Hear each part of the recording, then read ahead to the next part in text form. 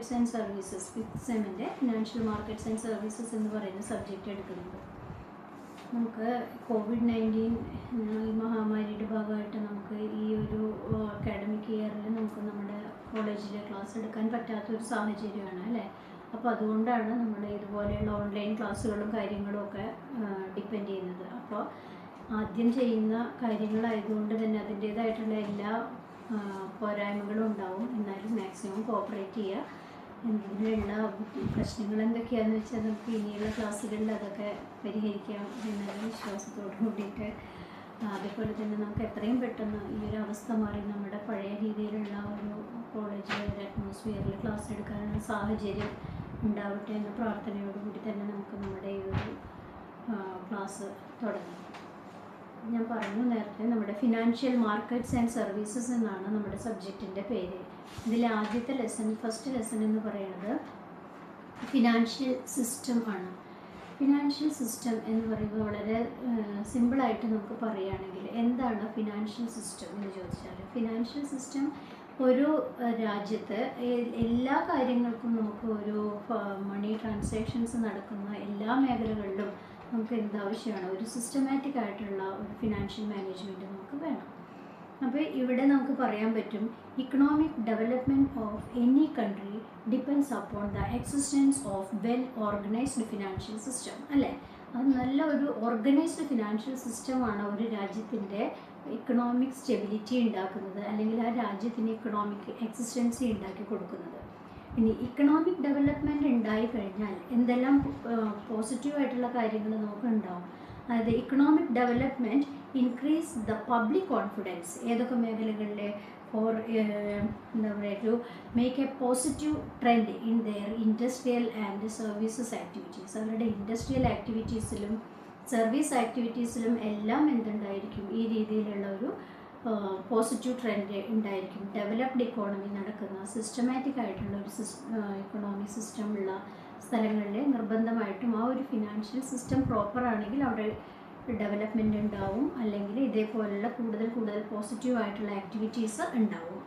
That means നമുക്ക് എന്ത് പറയാൻ പറ്റും, നമ്മുടെ ട്രെൻഡുകൾ കൂടുതൽ ഒരു സ്റ്റഡി ആയിട്ടുള്ള ഇക്കണോമി ഉണ്ടെങ്കിൽ നമുക്ക് സ്വാഭാവികമായിട്ട് എന്തുണ്ടാവും, നമ്മളുടെ ഇമ്പോർട്ട് എക്സ്പോർട്ടുകൾ കൂടുതൽ എന്ത് ചെയ്യും, ഇമ്പ്രൂവ് ആവും അല്ലേ. കൂടുതൽ എക്സ്പോർട്ട് ഇമ്പ്രൂവ് ആകുമ്പോൾ അത് നമ്മുടെ രാജ്യത്തിന് കൂടുതൽ ഇക്കണോമിക് സ്റ്റെബിലിറ്റി ഉണ്ടാക്കുകയാണ് ചെയ്യുന്നത്. അതേപോലെ തന്നെ നമുക്ക് എന്തും കൂടെ ഉണ്ടാക്കാൻ പറ്റും, ഹയർ FDI ഇൻഫ്ലോസ് ഉണ്ടാവും. എന്താ FDI എന്ന് പറഞ്ഞാൽ ഫോറിൻ ഡയറക്റ്റ് ഇൻവെസ്റ്റ്മെൻ്റ് ആണ്. അതായത് നമുക്ക് ഫോറിൻ രാജ്യങ്ങളിൽ നിന്നും നമ്മുടെ രാജ്യത്ത് നിക്ഷേപങ്ങൾ ഉണ്ടാവാനുള്ള സാധ്യത കൂടുതലാണ്. ഇതൊക്കെ നമുക്ക് കൂടുതൽ വൈഡായിട്ടുള്ള ഓപ്പർച്യൂണിറ്റീസ് പ്രൊവൈഡ് ചെയ്യാൻ സാധിക്കുന്നു.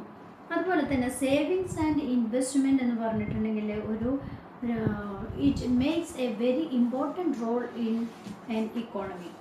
മനസ്സിലായോ? അപ്പോൾ സേവിങ്സും അതുപോലെ തന്നെ ഇൻവെസ്റ്റ്മെൻറ്റും വളരെ ഇമ്പോർട്ടൻ്റ് ആയിട്ടുള്ള ഒരു റോളാണ് എല്ലാ കൺട്രികളിലും ചെയ്യുന്നത്, അല്ലെങ്കിൽ ഒരു ഇക്കോണമിയിൽ വളരെ വൈഡായിട്ടുള്ള ഒരു സ്കോപ്പ് അവിടെ ക്രിയേറ്റ് ചെയ്യപ്പെടുകയാണ് ചെയ്യുന്നത്.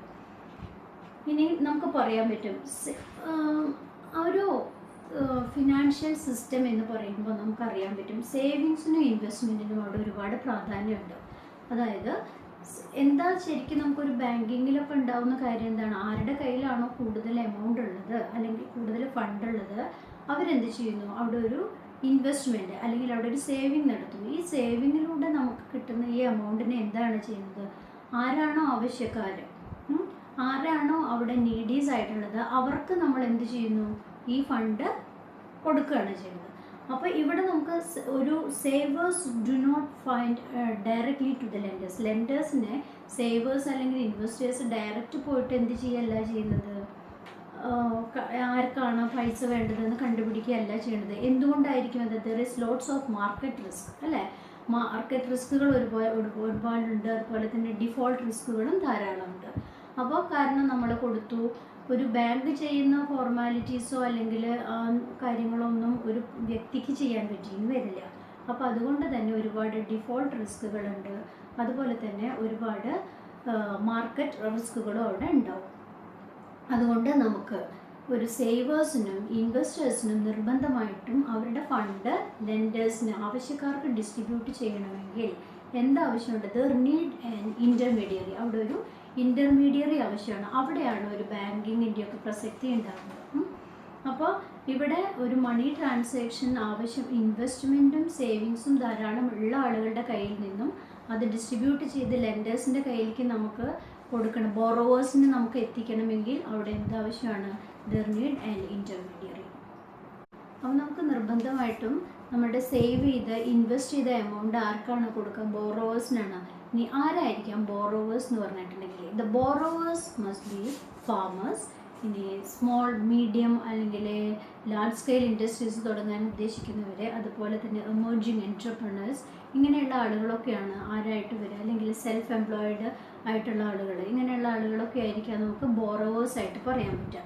അതുകൊണ്ട് തന്നെ thus the financial system is the platform where the savers and borrowers come together. ഇവരെ ഒരുമിച്ച് വരുന്ന ഒരു പ്ലാറ്റ്ഫോമാണ് ആക്ച്വലി എന്തെന്ന് പറഞ്ഞാൽ ബോറോവേഴ്സും സേവേഴ്സും ഒരുമിച്ച് വരുന്ന പ്ലാറ്റ്ഫോമിനെയാണ് നമ്മൾ ഒരു ഫിനാൻഷ്യൽ സിസ്റ്റം എന്ന് പറയുന്നത്. ഇനി ഇതിനെ ഒരു ഫിനാൻഷ്യൽ സിസ്റ്റത്തിനെ ഒരു ഡെഫിനിഷനായിട്ട് നമുക്ക് പറയാൻ പറ്റുക. The purpose of financial system is the mobilization of saving, distribution for the productive investment and capital formation to assure the pace and process of economic growth. അതാണ് അതിൻ്റെ ഒരു ഡെഫിനിഷനായിട്ട് നമുക്ക് പറയാൻ പറ്റുന്നത്. ഇത് എന്തിനാണ് നമുക്ക് ഹെൽപ്പ് ചെയ്യുന്നത്? It increase the growth and development of our economy. നമ്മുടെ ഇക്കോണമിയുടെ ഡെവലപ്മെൻറ്റിനും ഗ്രോത്തിനുമാണ് ഇത് ഇമ്പോർട്ടൻ്റ് ആയിട്ട് വരുന്നത്. ഇനി അടുത്തത് പറയുന്നത് ഫങ്ഷൻസ് ഓഫ് ഫിനാൻഷ്യൽ സിസ്റ്റമാണ്. ഫിനാൻഷ്യൽ സിസ്റ്റത്തിൻ്റെ പ്രധാനപ്പെട്ട ഫങ്ഷൻ എന്ന് പറഞ്ഞാൽ it bring the Xavier's and investors together, അല്ലേ?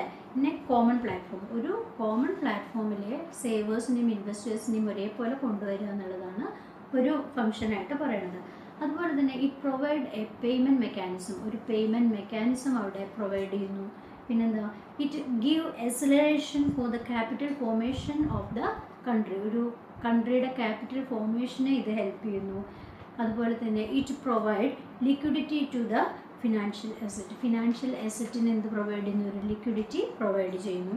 അതുപോലെ തന്നെ it help the borrower in easy way to get their amount, easy way ആയിട്ട് നമുക്ക് ബോറോവേഴ്സിന് എമൗണ്ട് കിട്ടാൻ ഹെൽപ്പ് ചെയ്യുന്നു. Then they are this financial system is act as an intermediary between the savers and investors. ഇത്രയാണ് അതിൻ്റെ main function ആയിട്ട് പറയുന്നത്.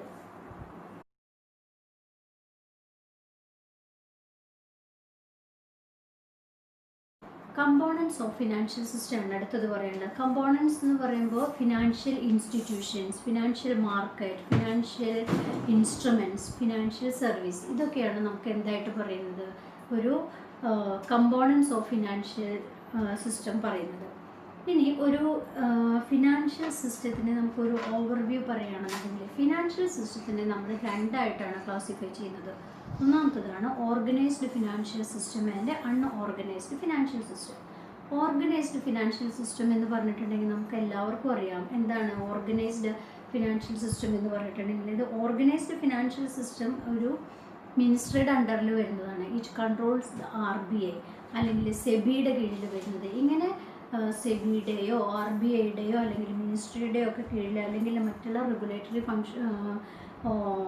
ഹോൾഡേഴ്സിൻ്റെ ഒക്കെ കീഴിൽ വരുന്ന റെഗുലേറ്ററി ബോഡീസിൻ്റെ കീഴിലൊക്കെ വരുന്ന സ്ഥാപനങ്ങളെയാണ് നമ്മളെപ്പോഴും എന്തെന്ന് പറയുന്നത്? ഓർഗനൈസ്ഡ് ഫിനാൻഷ്യൽ ഇൻസ്റ്റിറ്റ്യൂഷൻസ് എന്ന് പറയുന്നത്. ഇനി അൺഓർഗനൈസ്ഡ് ഫിനാൻഷ്യൽ ഇൻസ്റ്റിറ്റ്യൂഷൻസ് എന്ന് പറഞ്ഞാൽ എന്തായിരിക്കും?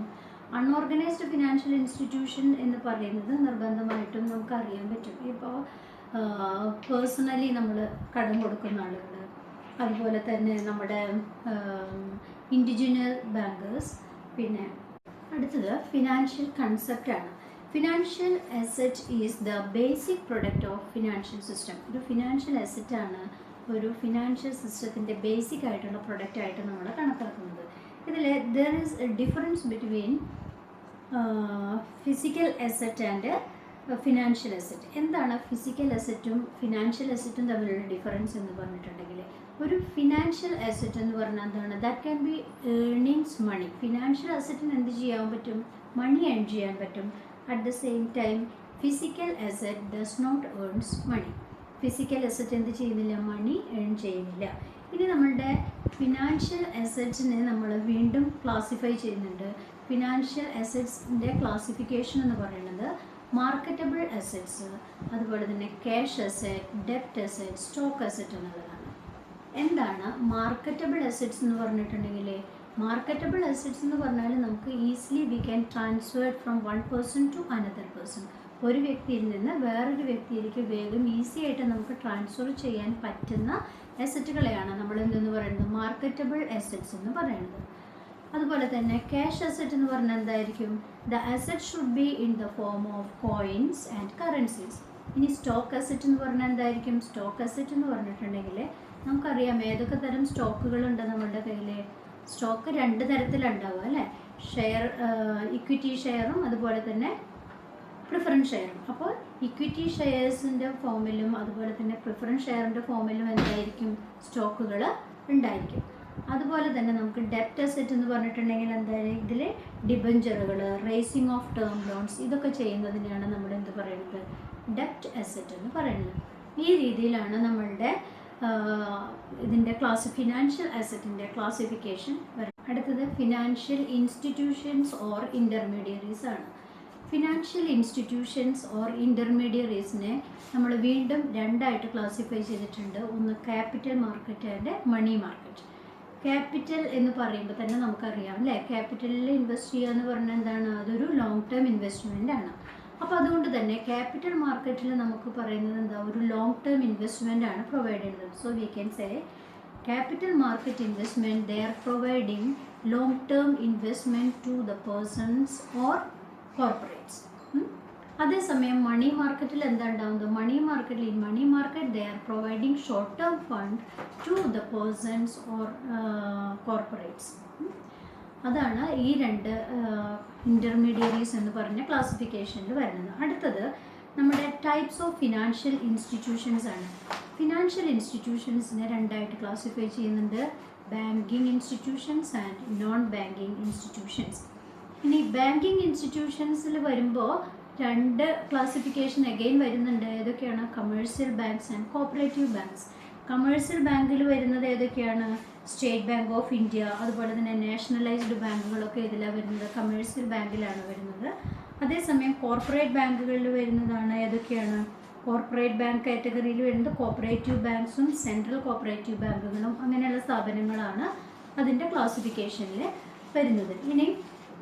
ഇനി നോൺ ബാങ്കിങ് ഇൻസ്റ്റിറ്റ്യൂഷൻസിലെ ഓർഗനൈസ്ഡ് ഫിനാൻഷ്യൽ ഇൻസ്റ്റിറ്റ്യൂഷൻസും ഉണ്ട്, അൺഓർഗനൈസ്ഡ് ഫിനാൻഷ്യൽ ഇൻസ്റ്റിറ്റ്യൂഷൻസും ഉണ്ട്. ഇതിൽ നമുക്ക് ഓർഗനൈസ്ഡ് ഫിനാൻഷ്യൽ ഇൻസ്റ്റിറ്റ്യൂഷൻസ് എന്ന് പറഞ്ഞിട്ടുണ്ടെങ്കിൽ നമുക്കറിയാം RBIയുടെ കീഴിൽ വരുന്ന ബാങ്കിങ് റെഗുലേറ്ററി ആക്ട് അനുസരിച്ചിട്ടുള്ള സ്ഥാപനങ്ങളായിരിക്കും. ഇനി അൺഓർഗനൈസ്ഡ് ഫിനാൻഷ്യൽ സെക്ടർ എന്ന് പറഞ്ഞിട്ടുണ്ടെങ്കിൽ ഇത് ഒരു നമ്പർ ഓഫ് ഫിനാൻഷ്യൽ സർവീസസ് ആണ് ഇവിടെ. ഹയർ പർച്ചേസ്, അതേപോലെ തന്നെ നമുക്ക് ലീസിങ്, ഫാക്ടറിങ്, ഇങ്ങനെയുള്ള കാര്യങ്ങൾക്കൊക്കെ ഫണ്ട് പ്രൊവൈഡ് ചെയ്യുന്ന സ്ഥാപനങ്ങളെയാണ് നമ്മൾ അൺഓർഗനൈസ്ഡ് ഫിനാൻഷ്യൽ ഇൻസ്റ്റിറ്റ്യൂഷൻസ് എന്ന് പറയുന്നത്. അപ്പോൾ ഒരു ബാങ്ക് എന്ന് പറയുമ്പോൾ അതിൻ്റെ ക്ലാസിഫിക്കേഷനും കാര്യങ്ങളാണ് നമ്മളിവിടെ പറയുന്നത്. അപ്പോൾ ഇന്ന് നമ്മുടെ ഫിനാൻഷ്യൽ സിസ്റ്റം എന്ന് പറയുന്ന ഈ ഒരു ചാപ്റ്ററിലൂടെ നമ്മൾ കുറച്ച് കാര്യങ്ങളൊക്കെ ഡിസ്കസ് ചെയ്തു അല്ലേ? എന്താണ് ഒരു ഫിനാൻഷ്യൽ സിസ്റ്റം, എങ്ങനെയാണ് how the financial system help to improve or development of an country's economy എന്നുള്ള കാര്യങ്ങളെ പറ്റിയൊക്കെ പഠിച്ചു. എങ്ങനെയാണ് ഒരു ബോറോവേഴ്സും അതുപോലെ തന്നെ സേവേഴ്സിനെയും രണ്ടും യോജിപ്പിക്കുന്ന ഒരു പ്ലാറ്റ്ഫോമായിട്ട് നമ്മുടെ ഫിനാൻഷ്യൽ സിസ്റ്റം മാറുന്നത്, എന്തൊക്കെ ഇൻ്റർമീഡിയറീസ്, എന്തൊക്കെ ഇൻസ്റ്റിറ്റ്യൂഷൻസ് ആണ് അതിന് വേണ്ടിയിട്ട് ഹെൽപ്പ് ചെയ്യുന്നത് എന്നൊക്കെ നമ്മൾ പറഞ്ഞു. അപ്പോൾ ഇത്രയും കാര്യങ്ങളാണ് നമ്മളുടെ ഈ ഫിനാൻഷ്യൽ സിസ്റ്റം എന്ന് പറയുന്നതിൻ്റെ ഒരു ഫണ്ടമെൻ്റൽ ആയിട്ടുള്ള കാര്യങ്ങളായിട്ട് നമുക്ക് പറയാനുള്ളത്. ഇനി ഇതിൻ്റെ ബാക്കി കൂടുതൽ ഡീറ്റെയിൽ ആയിട്ടുള്ള ക്ലാസ്സുകൾ നമുക്ക് അടുത്ത അടുത്ത സെഷനിൽ പറയാം. അപ്പോൾ ഈ പറഞ്ഞ കാര്യങ്ങളൊക്കെ നിങ്ങളുടെ കയ്യിൽ ടെക്സ്റ്റ് ബുക്ക് ഉണ്ടെങ്കിൽ അതുകൂടി ഒന്ന് റെഫർ ചെയ്തിട്ട് വായിച്ചു നോക്കുക. പിന്നെ എന്നിട്ട് പറയുന്ന കാര്യങ്ങൾ ശരിക്കും നോട്ട്സും കാര്യങ്ങളൊക്കെ ശരിക്കും ഫോളോ ചെയ്യുക. അപ്പോൾ അടുത്ത ക്ലാസ്സിൽ കാണാം. Thank you.